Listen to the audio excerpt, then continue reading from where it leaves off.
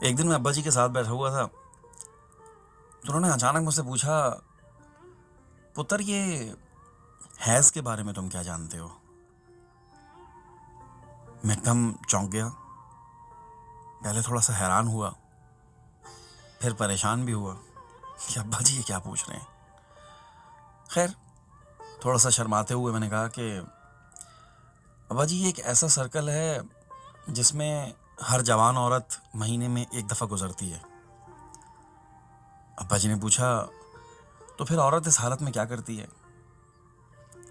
میں نے کہا باقی تو سب نارمل ہی ہوتا ہے، بس وہ نماز نہیں پڑھتی، روزہ نہیں رکھتی۔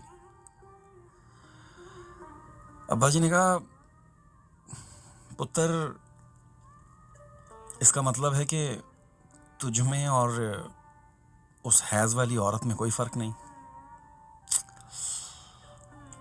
ہائے ہائے، کبھی کبھی ابا جی بہت گہری باتیں کرتے تھے۔